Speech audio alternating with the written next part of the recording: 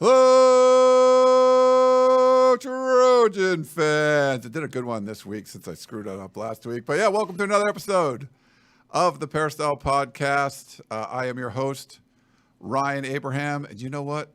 I forgot to hit record on the podcasting audio. So if you're watching this on YouTube, I'm just going to do this again because instead of like going back and editing it, that's okay. We get a little extra.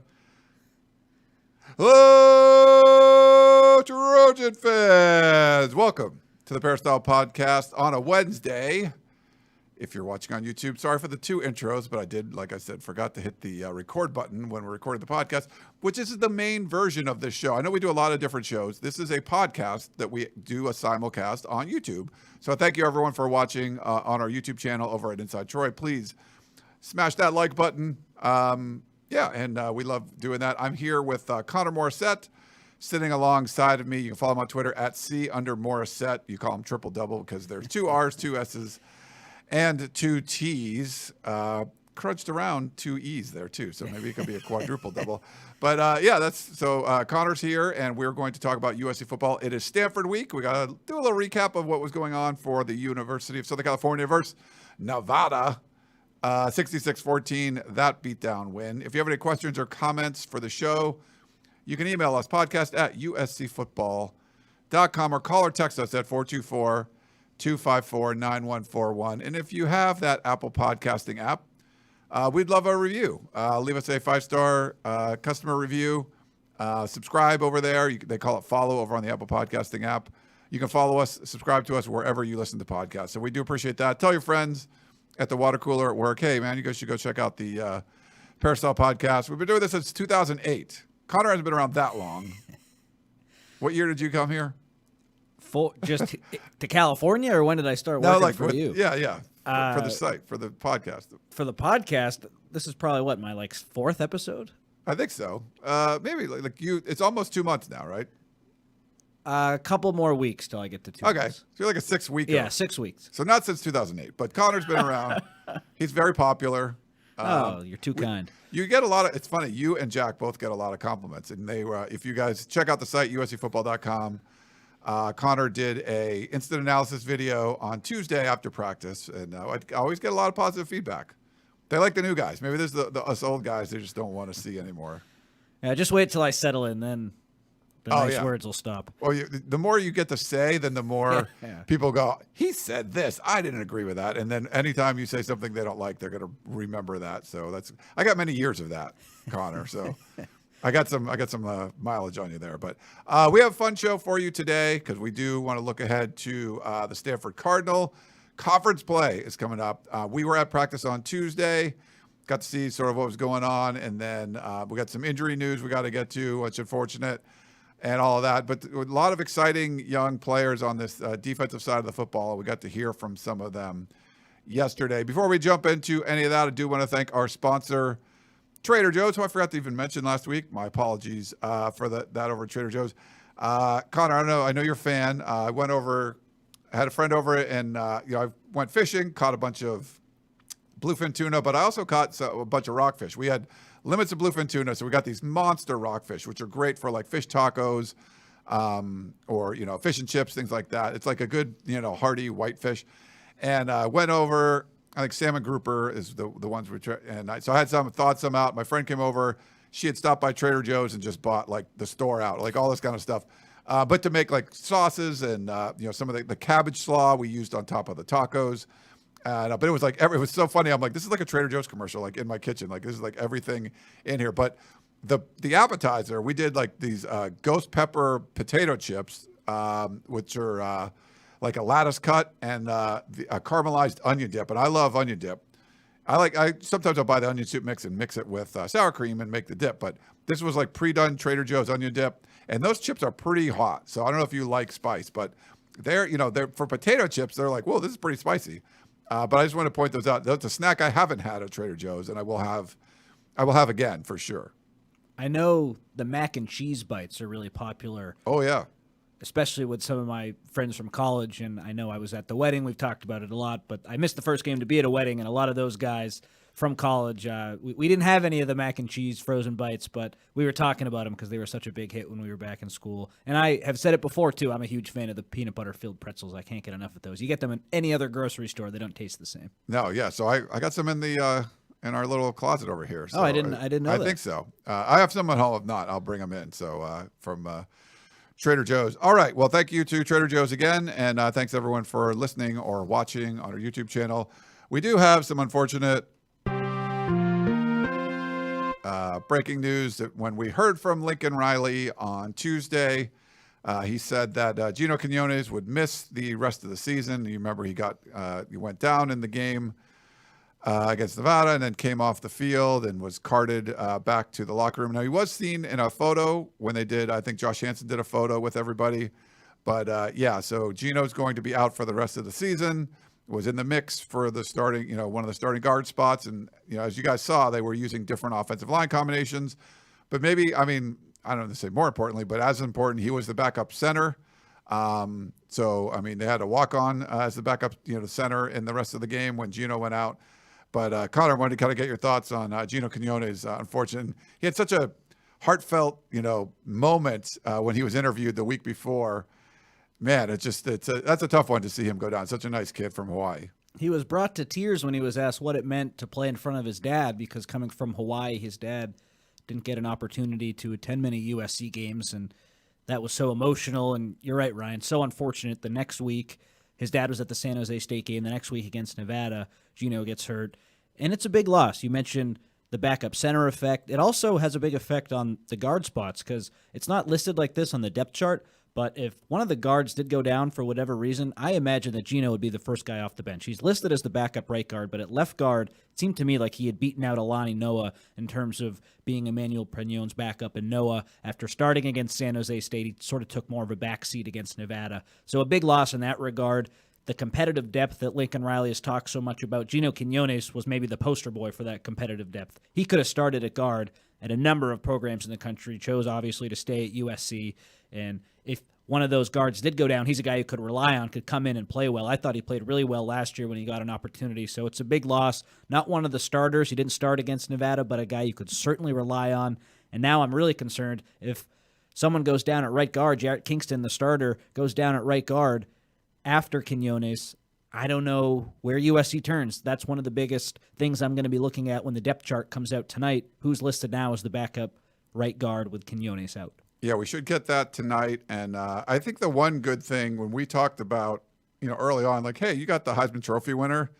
Why are you trotting out like different offensive lines every series? And I think against San Jose State, it was 3 different offensive line combinations in the first 4 series. And then against Nevada, it was 3. The first 3 were all different, slightly different or whatever. We saw some Mason Murphy come in. They were just mixing things up a little bit. But the guard spot was definitely in flux. But having Alani Noah get, playing time and get a start. That's probably going to help you there. So I guess the one advantage of you were trying a bunch of different offensive line combinations. And so, one guy goes down, at least there was other people that were already doing it. It's not like he was the main guy. If you lose Dedich or Monheim, that's a different story, I would say. Certainly, especially Dedich, Monheim, too, of course, as the left tackle, but those guys were the stalwarts. But I get really nervous about a Dedich injury now, too, because your backup center is a walk-on in Killian O'Connor. And Lincoln Riley did talk about on Trojans Live Monday night how last year they learned a lesson about not having as much depth at center as they would have liked. So he seemed pretty confident that if, God forbid, something did happen to Dedich, that the team would be okay. But it's a walk-on right behind him, and then he said other guys on the line have taken snaps. But then you're moving pieces all around. So you're right. In that regard, nothing's a positive with an injury, but at least it wasn't one of those 2 stalwarts on the O-line in Dedich and Monheim who go down with a season-ending injury. But it's a big loss for sure, just because he wasn't one of those first 5 guys.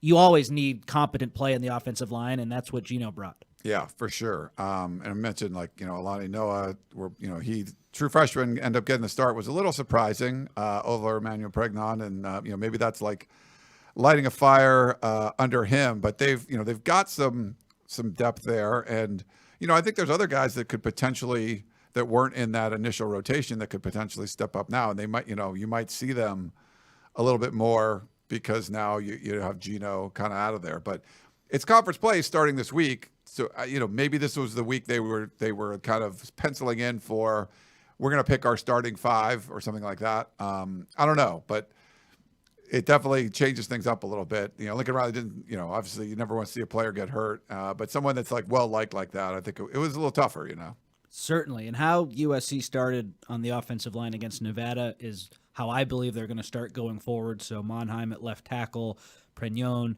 at left guard. I'm saying Pregnon because Katie, the SID over at USC, said that's how you say it, but he doesn't mind if people say Pregnon. So if people... I think Lincoln Riley said Pregnon yesterday. He did, so maybe I should go with that. But I think technically it's supposed to be Pregnon. We can have a talk next break, Ryan, about how we're going to pronounce it going forward. So he's at left guard, center Dedich, right guard Jarrett Kingston, right tackle Michael Tarquin. That's how USC started against Nevada, and that's how I think they'll start moving forward. That seems to be the best 5. That was the best 5 everyone anticipated after all the transfer portal action. So I think it'll be that going forward. And, of course, Quinones wasn't a part of that 5, and now he won't be a part of the unit going forward. He wasn't a starter. Huge loss nonetheless because he could fill so many spots. Yeah, the versatility. I mean, you see Jonah Monheim now. He was a very versatile guy.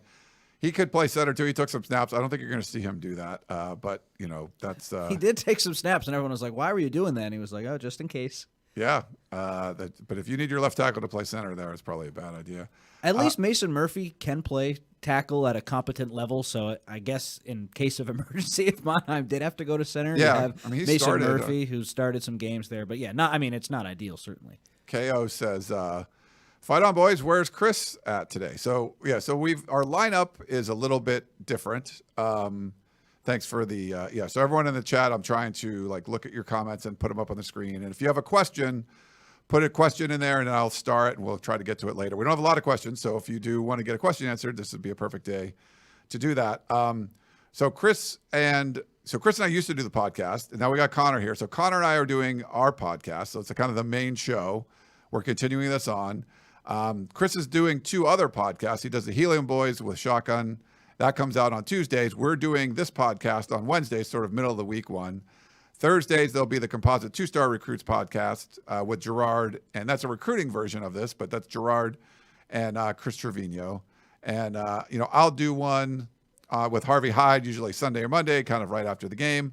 And then we have Thursday night and Sunday night Tunnel Visions. So those are live shows that we're doing. So there's a lot sort of going on with that. But so Chris and I technically aren't doing a show together unless we're on Tunnel Vision together. So, but that lineup kind of changes.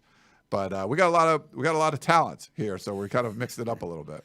You're too kind. I did see a question in the chat about the backup guards. So Pregnon, I think, will start at left guard going forward. Alani Noah is his backup. The right guard backup, we talked about it a second ago. That's a guess right now. I wonder if Cooper Lovelace would factor in there. He's played a little bit of tackle against San Jose State, though, so maybe he's more of a tackle instead of a guard. I do not know who the backup right guard is, and that's why I want to see the depth chart come out tonight to see who is in that position. USC's really thin there. It's a concern for sure. Yeah. I like overall, when we talked about the offensive line, it's a deeper group. And before there were guys that were just there's no way those guys could come in and play. They literally were just filling up out of uniform. They weren't going to be dudes, and there's a lot more dudes. Like Alani Noah is not someone that you thought okay, he's going to be in the mix right away. So they could go to a freshman, maybe you don't want to, but there's some big guys, good feet, strong, athletic. And so I feel like you can, if you had to, you could go down, but you're probably playing someone that's not prepped and ready for college football yet, but they would have been in 6 months or a year or something. So that might be a little bit more of a stretch, but I feel like before, 2 years ago, you were going to put someone in there that was never going to be a high level or just above average Pac-12 offensive lineman. And that's just kind of what USC had on the roster. Now you don't have that. You're just trying to get some of these guys ready, though. And something every offensive line coach does, you determine the best 5 regardless of the depth chart.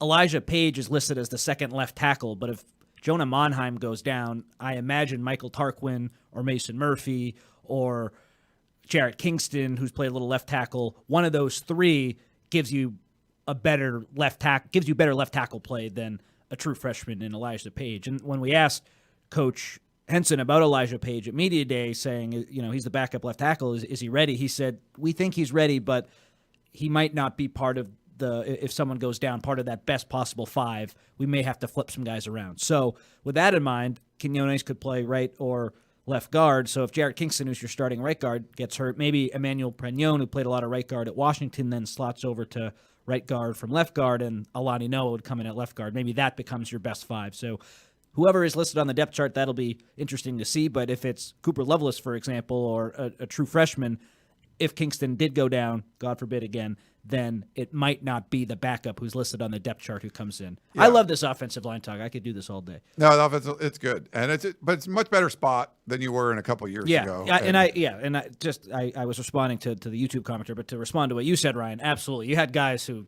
just weren't ready to go last year, and now you have a lot of players who are ready. There are a lot of true freshmen, though, and you don't necessarily want to have to throw those guys in. Right. And some of them, the fact that Alani Noah started game 1 was kind of a head scratcher for all of us. We're like, oh, okay.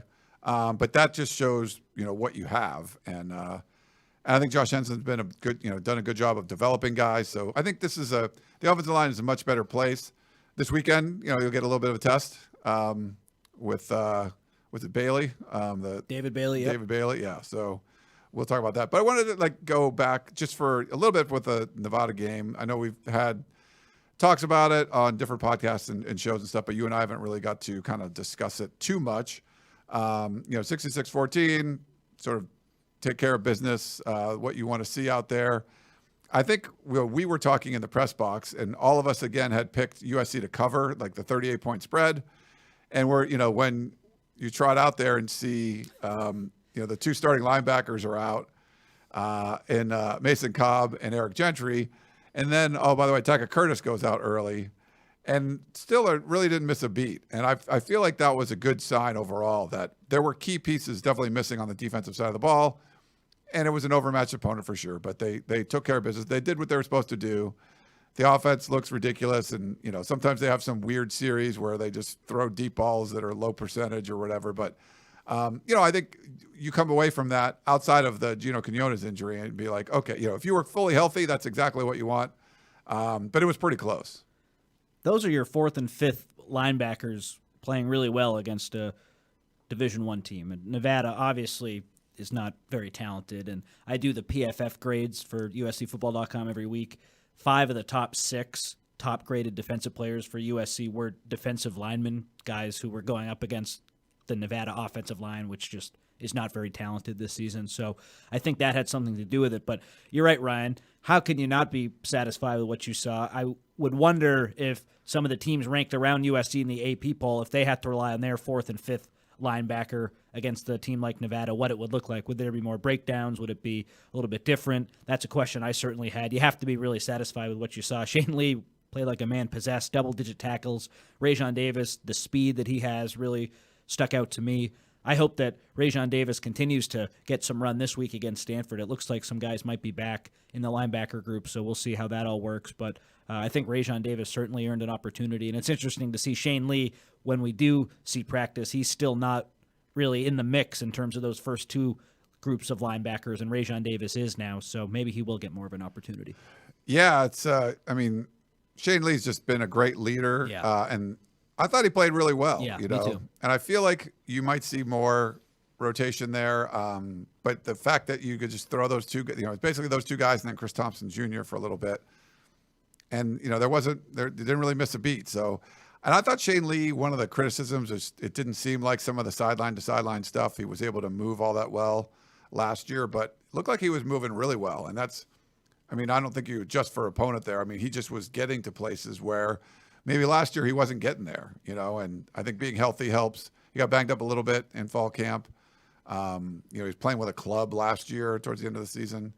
But he's someone that it's hard not to root for when you talk to, about Shane Lee. Certainly. To me, he looks 100% the healthiest he's been in a while, and I think that played a big role in why he did so well. Another interesting thing with the linebackers, Ryan, is Tackett Curtis gets ejected in the second quarter. The first game against San Jose State, had a couple tackles, but looked like he just wanted to make a play. He kind of looked like a bull in a china shop a couple times, not really making a play on the ball, just kind of running up the field and getting swallowed up by blockers. This is now 2 games in a row where He's a true freshman. I don't want to get ahead of myself. He's been a little bit underwhelming, a guy who was the MVP by all accounts of camp, someone who really stuck out, someone who I thought was going to come in and based on how he practiced, come in and really make an impact and play. I just wonder if the USC staff, seeing what Rajon Davis was able to do, seeing what Shane Lee was able to do, maybe instead of just throwing Tackett Curtis out there, they'll maybe design a couple of packages for him where here or there he's maybe in on third down, or maybe a couple series he gets in, but then you take him off and you go over the tape.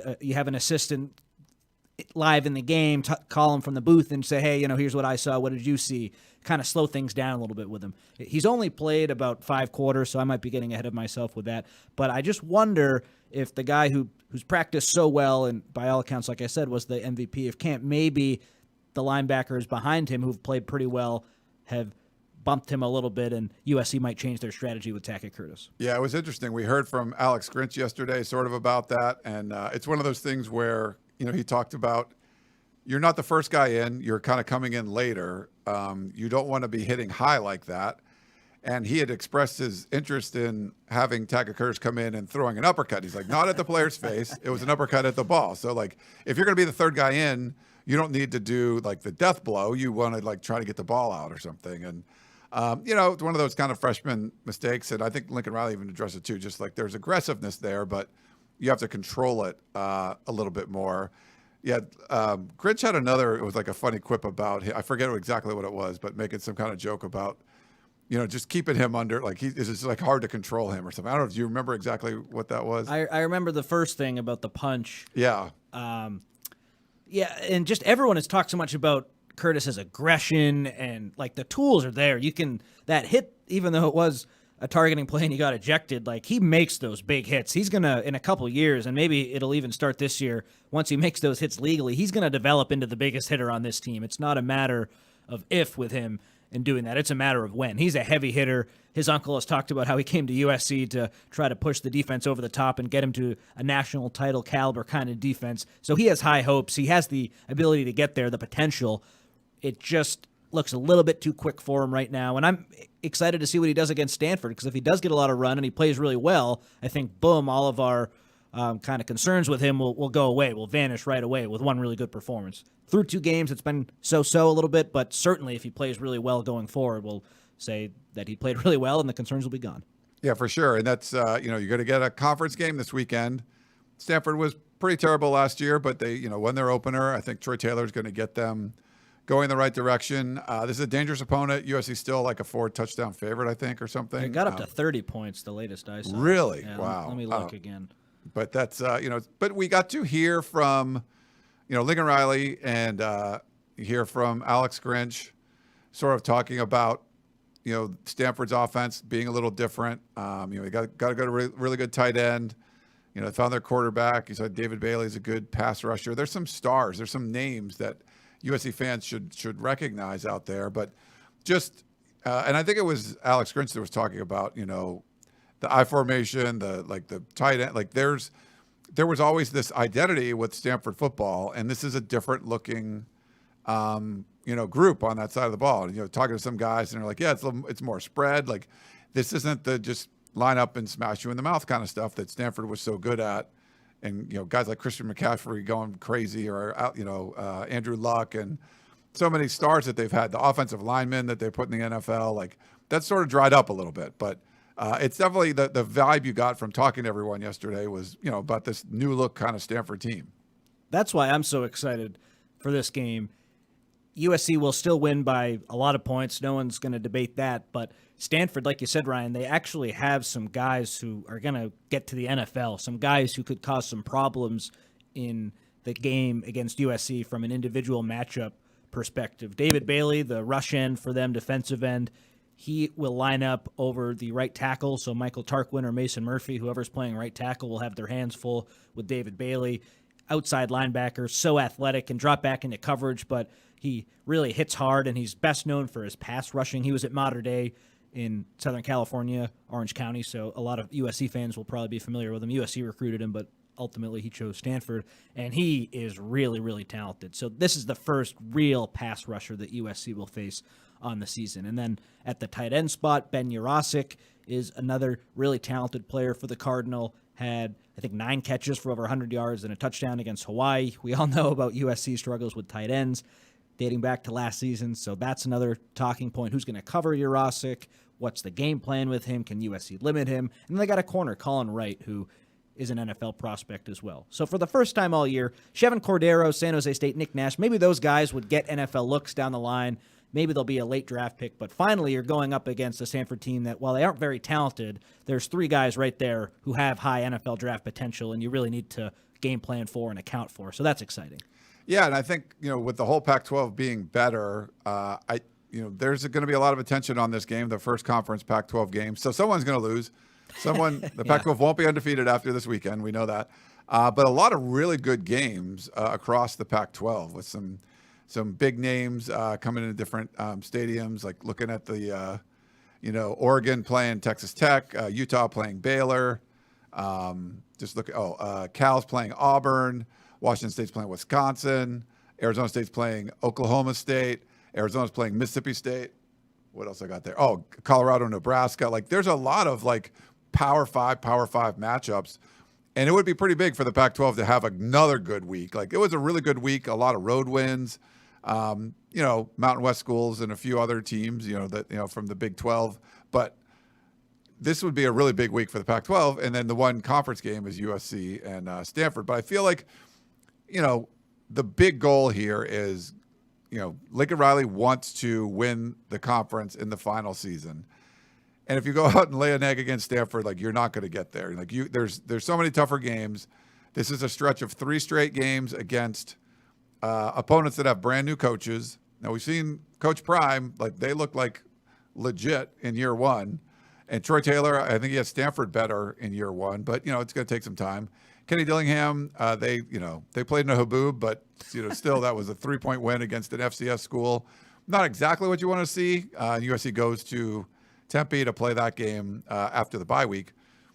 Colorado's a big one that maybe we didn't think would be big in the early part of the schedule, but really getting off your conference slate on the right foot and then going into the bye week and then having 9 straight games. You really want to get a sound win, a win that guys don't get hurt. It's resounding, and you go into the bye week and sort of just can kind of watch and see what develops from there. So I think it's a really important game to get things going, and potentially the last time you play Stanford in the foreseeable future. So I think there is a lot on this game. It's definitely important. And USC against San Jose State, we talked a lot about how they treated it like a glorified exhibition, a scrimmage with a lot of guys getting run, and the offensive line starting a freshman. Coach Henson said he didn't do that to light a fire under any players on the line. So I'm not going to call him a liar, but I felt like that had to play a part of it a little bit, that he wanted to really show, hey, guys who transferred in here, just because you came in here highly touted doesn't mean anything. You still have to earn your spot. So a lot went into that first game. Second game against Nevada, a little bit cleaner with the substitutions, and later in the game, the reserves, the true freshmen especially, really played well. So I think USC, the ramp up to the season, we've talked so much about the season starting really easy, we'll just call it as it is. The San Jose State game to Nevada game, that jump, the team definitely took one. And now can they continue to take a jump against an easier Pac-12 opponent in Stanford before the bye week, like you said, Ryan? And then it all begins with 9 straight games. So I think one interesting point going into this one is just, can USC continue that ramp up? Start a little slow against San Jose State, put the pedal to the floor against Nevada. Can that pedal stay down against the first Pac-12 team of the year? Yeah, and I don't think there's a lot of concerns about, oh man, what about that drive where Caleb threw a couple incompletions and they no. What's funny? USC only faced every drive was 4 plays, 5 plays. It was 54 total plays, and a lot of them came in garbage time. But 668 yards. I mean, to average 12.4 yards a play is crazy. But USC faced 6 third downs, only converted 2 of them, and they had averaged over 10 yards per third down. When they got to a third down, it was they weren't in good shape. You were third and long every time, but they just didn't face a lot of third downs because they would go first down, maybe second down, first down. They just didn't face that many third downs. That was kind of a weird sort of stat from where things were going. Watching the game back, it seemed evident that Lincoln Riley, for whatever reason, saw something on tape with Nevada, I think, that just led to him having a pass-first approach in this game. They did not run the ball as much as I expected, and I think sometimes that played into why they wouldn't convert those third downs in the first half with Caleb Williams, because Lincoln Riley was taking shots on first and second down, and then they wouldn't work. Those were the few plays where it didn't work in a game that USC hit on a lot of big plays. So I think the game plan had a little bit to do with that. If you don't hit on first and second down and then you face a third and long, it's 50-50. Either pick it up or you don't. It's one play. And I think that Caleb Williams got a little frustrated on some plays, and just the play calling I thought was interesting. USC really wanted to throw the ball, and sometimes, they just don't complete passes, and they did for the most part, but there were a few drives that broke down. Yeah, if you looked against San Jose State, it was about even. I think it was like 37 runs, 37 passes or something. There were a couple sacks, but whatever. But it was close. This was 20 rushes and 34 passes. So, did you feel like if you just were like, you know what, we're going to run Marshawn Lloyd into the line of scrimmage for 8 straight plays, and maybe you score in 7, play 7. You're probably going to, they were just picking up chunks, but they weren't really going to that very often. So that was kind of interesting. Like you said, maybe Lincoln Riley just saw something and they wanted to throw the ball more. I wonder if it was injury related too. If you run the ball a lot, maybe that you run the risk of getting a running back hurt or an offensive lineman hurt. Whereas if you're just throwing it, ideally Caleb Williams gets it out of his hands in a second or two, and the line isn't tested that much. I know there were a few plays where he ran around and that theory went out the window, but if you're throwing it, that could give those skill guys and the linemen a little bit more of a break if Caleb gets the ball out of his hands quicker. So I don't know if that played into it. We'd have to ask the coach about that maybe Thursday, so we can get more into that. But I just thought it was interesting how much they were passing it against a clearly inferior opponent. Yeah, and Austin Jones looked like he got, was it slow to get up or whatever, and then we didn't see him back in. I think they took his helmet off or something. So we didn't really get an update on that, right? We haven't heard anything there. So we'll see. I mean, it's a deep running back room. Guys are going to get banged up. Hopefully if he was injured, then he's back soon. But yeah, you could have probably just ran Marshawn Lloyd and Quentin Joyner, who had a really nice touchdown run in this one. But you could have run those guys, I think, quite a bit and probably been fine. But for whatever reason, the game plan wasn't exactly that. So that's sort of where they were going with it. But it's tough too, because when you only get 54 plays, that's just not a lot. And what are you going to do? But they were scoring so quickly. You're like, okay, it's hard to complain about what's going on there. But I don't think the clock, especially when you're scoring that quickly, the new clock rules don't impact it that much. Lincoln Riley was asked about that yesterday, and it was kind of, his sort of measured approach. Is it this game altering? He liked it the way it was. There was it was a great sport. Didn't really need to mess with it. But he didn't feel like it was something that's made everything, change how you design your plays or call the game or anything like that. Chip Kelly made more headlines when he said that first half against Coastal Carolina went by so fast. We only had 4 drives. I hope you sell a lot of commercials, he said to the ESPN reporter, something like that. Yeah. So he's clearly more upset about it. Lincoln Riley, a little upset, but yeah, he doesn't really seem to care. And when he was asked about that previously, he said Cliff Kingsbury coached in the NFL, and they don't stop the clock after first down, so he's been helpful. We have him to guide us through this as well. It really doesn't seem like it's that big of a concern for Riley, and I guess if your offense can score that fast, why would it be? We'll see as USC ramps up on the schedule and they get some tougher games. Maybe they would have wanted a few more plays against a Notre Dame or a Washington or Oregon.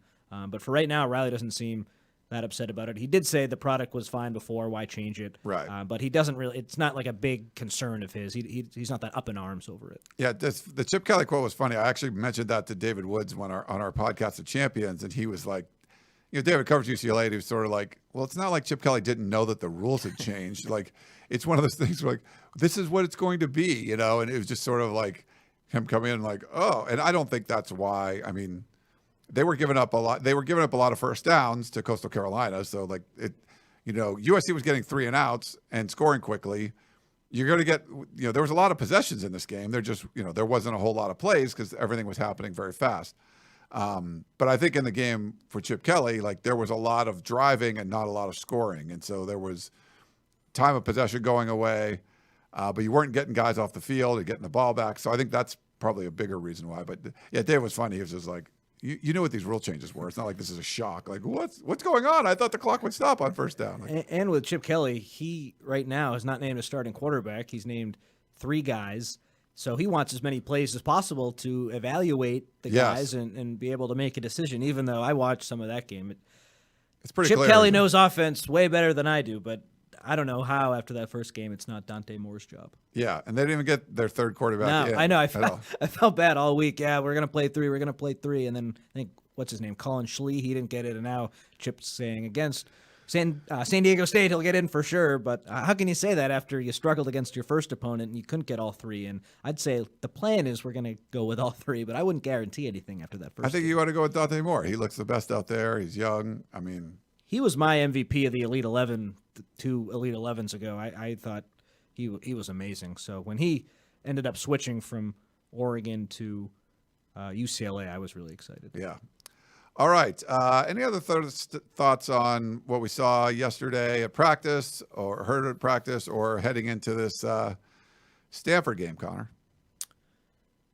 From yesterday, I just thought Tackett Curtis, even though he didn't talk, what Shane Lee and what Alex Grinch said about him stuck out, and it seems like they're going to continue to give him an opportunity. I didn't take away anything from what they said yesterday that he'll lose his starting role or he'll be more limited, which is what I said maybe they should try earlier in the podcast. I don't necessarily think that they will do that, but I thought that was interesting, and I think heading into this game against Stanford, when you can still try some things out, and it looks like a lot of the linebackers are going to be able to play, I just wonder what it's all going to look like, because now you've had some game tape and you've had some guys make a few mistakes here and there. Who's going to play? Who's going to start? I'm really going to be looking closely at the linebackers. Yeah, I would say how that plays out is going to be something that's important. And I feel like you can, whatever happens on Saturday night, by the way, 7:30 p.m. is going to be a late one. Whatever happens on Saturday, I think you're going to get a feel for what, kind of the rest of the season plan is going to be, because Stanford might be overmatched, but it's still a conference game. So I feel like if Lincoln Riley was treating these as sort of preseason games where you're trying different combinations and seeing if this guy works here or there and how do they play together and all that, my guess is you're going to see kind of less of it. But with the offensive line aspect of that, where we saw different lines, Gino Quinones sort of changes the math because that's one less body you'd have to move in and out.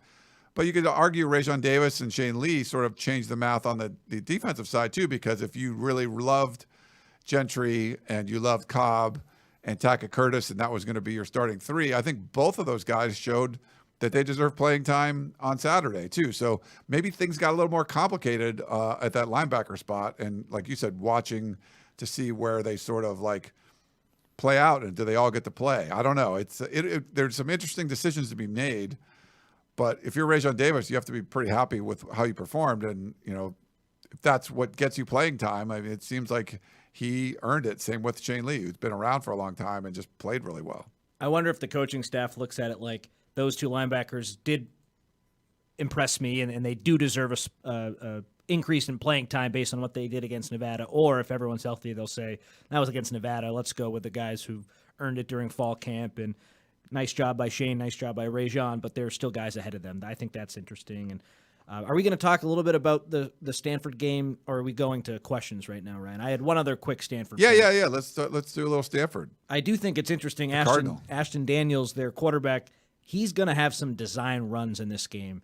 And that's a little bit different than what Chevin Cordero with San Jose State did. They had a few, but he was more of a guy who would just scramble, and if the passing play broke down, he'd take off. Ashton Daniels is going to run on some plays that Troy Taylor calls. He's going to take off. Like design run. Yeah, exactly. So how USC accounts for that, I'm excited to see if someone will spy the quarterback or if they're just confident in their front that can make a stop against an inexperienced quarterback and an inexperienced offensive line. I'll be looking at that.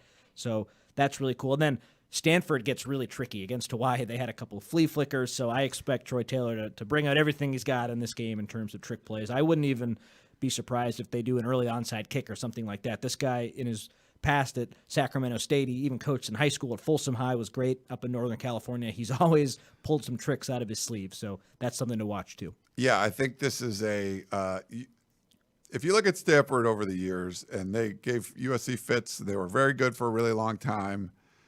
And I think David Shaw was a good coach, but I think the sort of things were changing. The landscape of college football changed, and Shaw was not willing to change. Like, he was going to keep doing the same thing. Like, you can't go through in this modern age of college football, you can't go 3-9 and not fire somebody on your staff. You have to make changes. We saw Brian Kelly do this at Notre Dame. They had a 4-8 season and wholesale changes. And then, I think 2 years later they were in the playoff. Like, you have to do stuff like that. And I feel like the way Shaw was handling things towards the end, there was this defiance of like, no, I'm doing things my way. Like, this is my staff. And it doesn't matter if like the offense went from here to here and just was terrible. He kept everybody the same. And I feel like you had a few years of that, 3-9 back-to-back years or whatever. There was a lot of players just needed something new. You needed new blood in there, and get him out, bring in someone like Troy Taylor who's going to reinvigorate the program. They brought in a few transfers. I mean, last year was hilarious. You weren't around. I forget who I was talking to. I think it was Jackson Moore, who covers Stanford and Cal for us on 24/7 Sports. And I forget the player's name, but when Lincoln Riley came over, brought a few players with him, but not everybody. And there was a star, I believe it was a linebacker for Oklahoma that was graduating, applied to Stanford. Like, this isn't football related, just applied to Stanford on his own, got in, shows up on campus, knocks on David Shaw's door. This is like a guy that was like all conference or whatever. And it's like, hey, I played football for the last few years at Oklahoma. And I'm in school. Can I come on? Can I come on the team? That was like the only transfer they got, like something that just literally fell into their laps. They did no work for. And now I think they've got like 6 transfers. There was at least a few. It's just really been tough. And they lose a lot of guys that, that could be in graduate programs. Like, Miller Moss graduated already. He's at a graduate program at USC. If he was at Stanford, he'd probably have to go somewhere else. It's hard for them to kind of, for all that to work.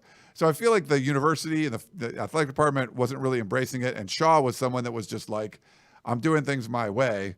And things got really stale there. And so now, fresh set of eyes, it's all kind of brand new. It's not to the same level as like Coach Prime and the excitement there, but I feel like there's, rejuvenated excitement, in Palo Alto now with Troy Taylor there, and just they needed like to turn the page, and they finally were able to do that. And hopefully joining the ACC also helps them change the way they do things over there. I know it's Stanford and they won't totally change, but that has to be kind of a slap in the face, a wake-up call, like, hey, things are different. We're in the freaking ACC now. Yes. We have to do football differently. And I wonder, Troy Taylor, what the conversations were like when he was hired regarding the future of the Stanford program. Are they going to compromise and help them with transfers a little bit more? I think, you said 6, so still not to the level of a lot of first-year coaches, and it's Stanford, so that makes sense. It looks like they're already changing a little bit, but will they do stuff in the future to become even more similar to a regular college football team? Because it's so hard to compete with those academic standards and not taking transfers. And wasn't there a story where they had a great strength coach and then he had to leave because he was too rigorous, and Stanford was never really the same after that? I'm sure there are people listening who know a lot more about that story than I do. No, I forget his name. There was definitely allegations when Stanford was really good, Harbaugh and early Shaw, and there was allegations of like performance enhancing things and stuff going on there. So maybe it's good he's gone then. I don't know if that was true, but they definitely had heard stuff like that. I just wonder if they're going to change in the future. Yeah. Gordon says Stanford lost a lot of guys on the offensive line through graduation and transfers. Yeah, no, that's been the theme, is that Stanford's lost a lot of guys. I talked to Austin Jones about it, and when like this, I think it might have even been in the spring when all this stuff was like all the realignment stuff was kind of going crazy. And he's like, I don't even, he's been gone for a couple of years. He didn't really know many people there anymore. So a lot of guys left, and guys don't stick around for 5 years usually, because if they do, they graduate in 4 or 3.5 or something, they're just not able to, for whatever reason, like do some kind of graduate work there, and then they transfer someone else as a grad transfer. So that's unfortunate to see. You'd like to see them be able to, you called it like a regular football team. Just play like the sport's changing. You have to change with it. NIL's a thing. You have to be a part of it, and Stanford could, with all the money, all the billionaires, alumni and everything like that. So we'll see. I don't think David Shaw was the guy to bring them into the this next level era of college football. And, hopefully if you're a Stanford fan, Troy Taylor is, but I don't think they're going to be, they're going to put up some resistance, but I think USC should handle business. But I like the direction, at least, that they're going, especially if they can play like regular football, like what the rest of the people doing. They don't have too many highly ranked stars in terms of their 2024 recruiting class right now, but they have a lot of guys committed. So it seems like they're not having a huge problem recruiting, which was a little bit of an issue under Shaw. I'm sure Stanford fans and college football fans across the country would say, okay, they have 3 4-star guys and the rest are 3 stars, but it seems like there's a plan and they are a destination for a lot of kids still. And if they can use that to their advantage, that could definitely help. Yeah. All right. Well, why don't we take a quick break and we'll come back and do some questions. Back in a minute.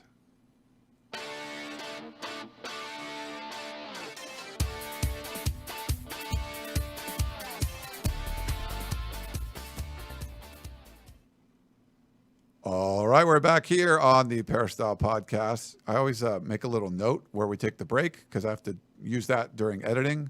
This is like how the sausage is made. And I write it down in our Google Doc, and it was like the exact same time as last week. So we timed it well, Connor. Not that anybody cares. Great job. It's just I didn't have to change it. It's like the same. All right, we got a couple emails, and then anyone in the chat, if you're watching us live on YouTube, and we have, we're like 175 people in there watching. Nice, thank you for doing that. Please, we only have 30 likes, so hey, everyone in the chat, if you're watching on YouTube, hit that little like button, and there's that little bell. If you want to click on that, it will notify you when we go live. So please hit that, and thank you so much for doing so. We want to see these likes grow and grow, and that helps to grow the show and all that kind of stuff. But anyway, let's go to our first email. You know what? We can do this. 3 simple words. You've got mail. Woohoo! I always forget to play that. I love that one. Frank in Sacramento. USC didn't need to use complex defensive stunts and blitzes to beat San Jose State or Nevada. They may need them to win in the second half of the schedule. They will need to use them in a playoff game. Best to practice them now rather than not at all. I don't think there's a question there, but it's a statement. I don't know if you want to comment on that, Connor. Sure. I don't know if they did this exactly the way they're doing it last year, but on third down, it's interesting. They're using a faux linebacker, a corner, or a safety. It was Christian Roland Wallace a lot against San Jose State and Zion Branch when Roland Wallace was suspended this past game against Nevada in the first half. So they're throwing a little bit of a complex look at some teams on third and fourth down. I'm sure that's just what they had planned to do against those teams, but I wonder if that sort of factors in, if that's something different than they did a year ago that they could, or that they will use down the line. But I think that they're going to use a lot of those complex defensive schemes and plays in practice to not get them on film ahead of some of the bigger opponents. But I totally get the emailer wondering, hey, I'm skeptical of the defense based on last season. I want to see some of this stuff in action. I get that too. Well, then the people get critical against San Jose State late in the first half. You run this play that the DBs get confused. Great point. And you give up a touchdown. You're like, why don't you just drop back in coverage? And what was so I'm just confused about what was so concerning about that. Like, the guy just ran straight down the field. How can you be confused about what coverage you're in? Yeah, I don't know. That was a weird one. All right. Oh, you know what we didn't mention? Stanley T. I just want to give him a shout out. We got a good photo of it if you're watching on YouTube. Scored the touchdown. That was a cool play. That was definitely a cool moment. For that to be USC's only turnover of the season so far is kind of interesting. But shout out to Stanley, who not the best talker when we got to talk to him after the game, but he was happy, getting that touchdown. It's always great when a big guy scores. What did Lincoln Riley say? When big guys score, football is more fun. So, football's more fun. Yeah. But that was good. And then who forced the fumble? Was it Shelby? Shelby, yeah. So he spoke yesterday too. So just a good-looking young prospect. So seriously, he is tall and jacked. He looks like an NFL guy already as a true freshman. Yeah, pretty crazy. All right, let's go. Next up, we have Our buddy Curtis on Raleigh Brown. If USC keeps him at running back, they can use him exactly as they did last year. Moving him to wide receiver will only limit his playing time. Move him back to running back before he transfers. Again, more of a statement than a question, but any thoughts on Raleigh Brown? I think that ship has sailed, and maybe part of the reason he transitioned to receiver was because he wasn't as good in pass protection as some of the other running backs, and that's so important as a running back. You got to be able to protect the quarterback and protect other players when you don't have the ball in your hand, so I wonder if that factored into it.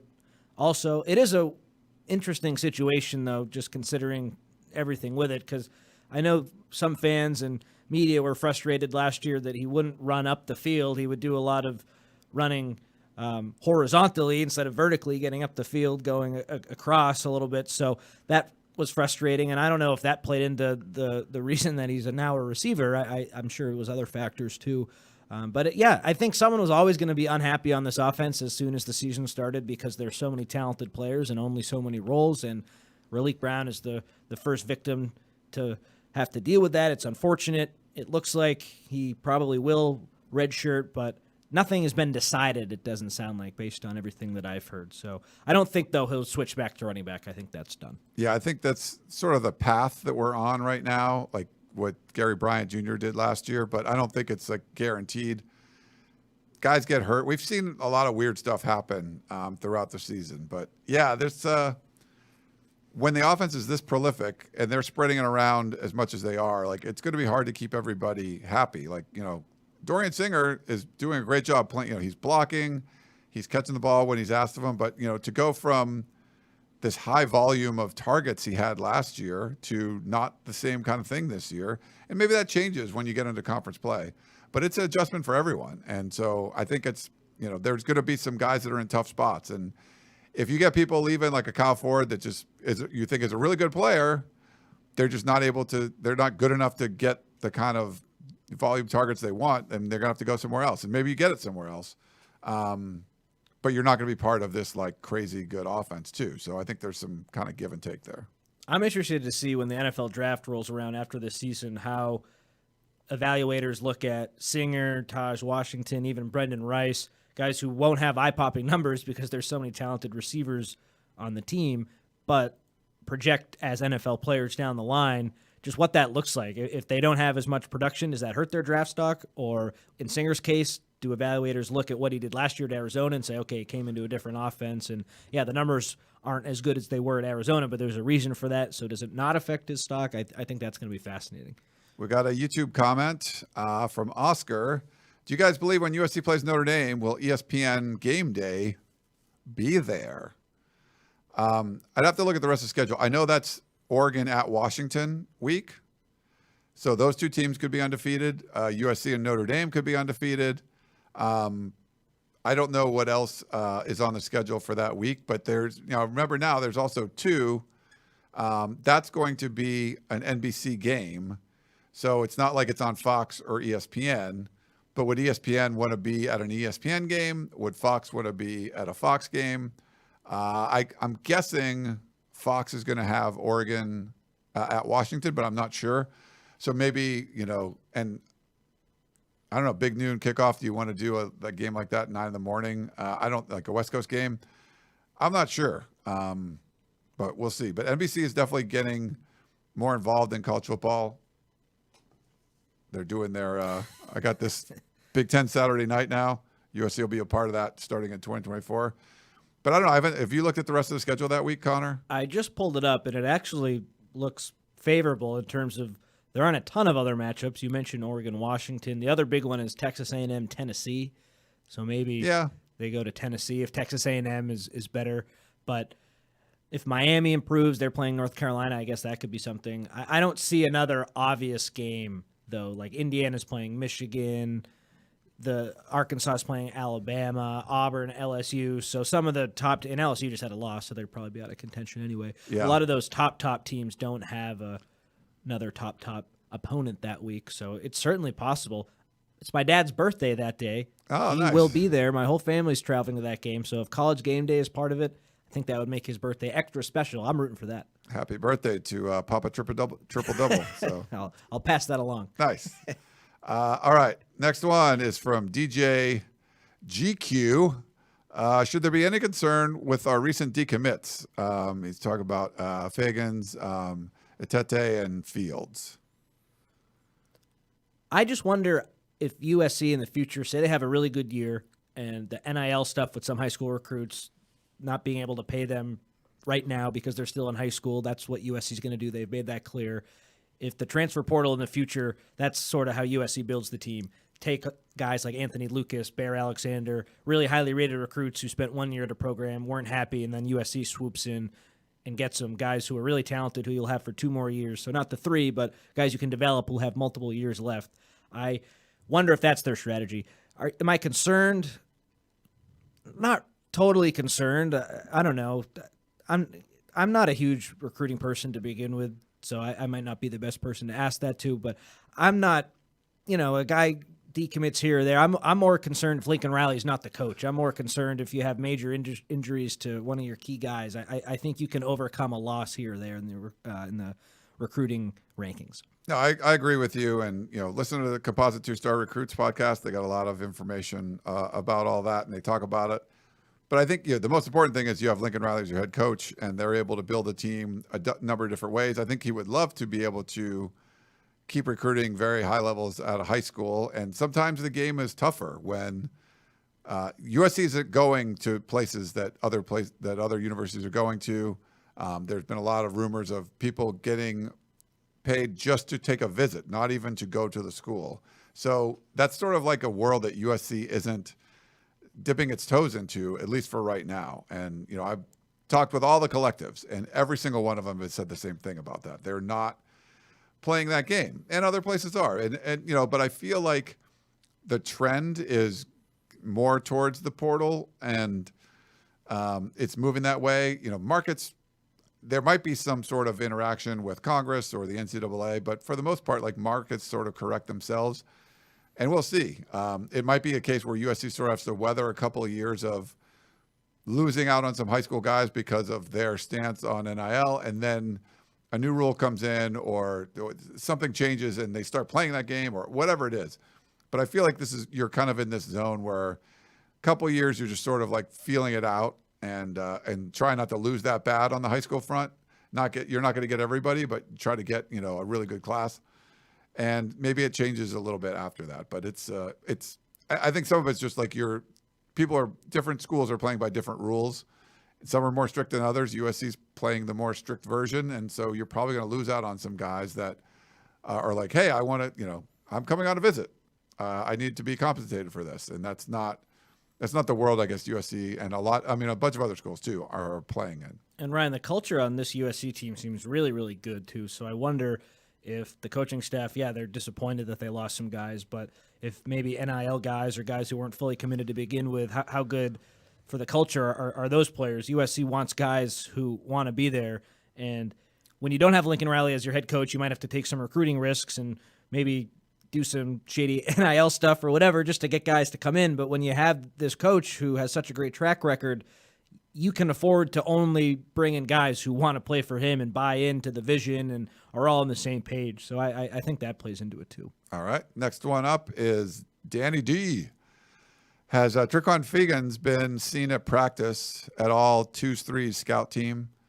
We're not allowed to talk about where they're playing. We got to see some scout team stuff, and then we were told on a text thread, like, don't talk about who is out there. So, but I don't know. Have you seen him out there? I don't remember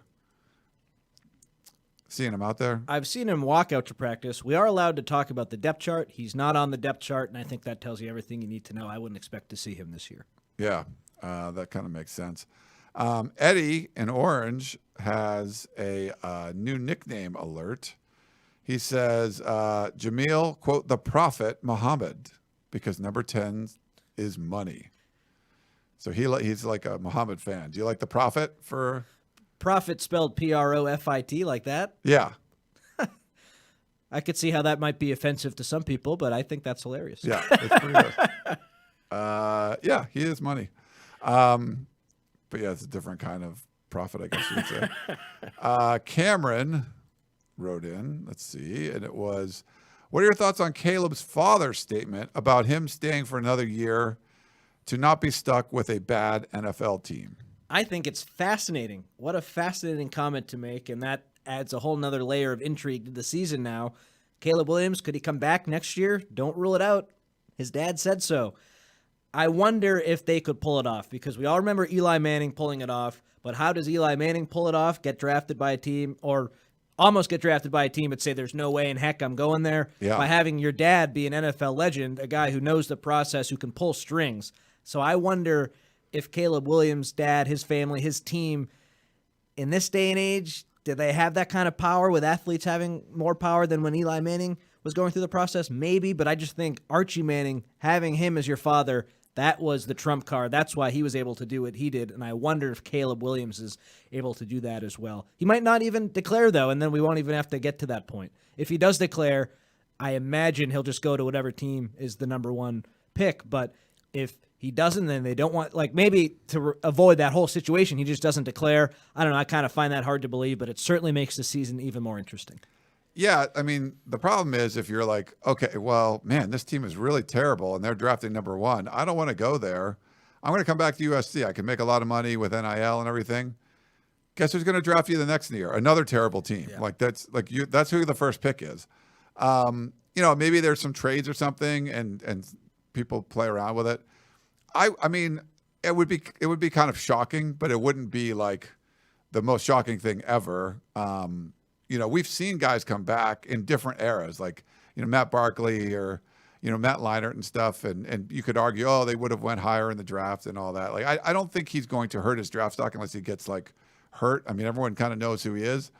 But if there's somebody that's just like, I'm on 3 different commercials during college game day, he's making plenty of money in college. And if he's enjoying it and it's like, man, I'd rather do this than play for the Arizona Cardinals, like, maybe you would, and depending on what they do. What if he wins the Heisman again? He's like, I'm going to win 3. I think it would be a hard time for anyone voting for him to win a 3rd time, but holy cow, that would be something crazy.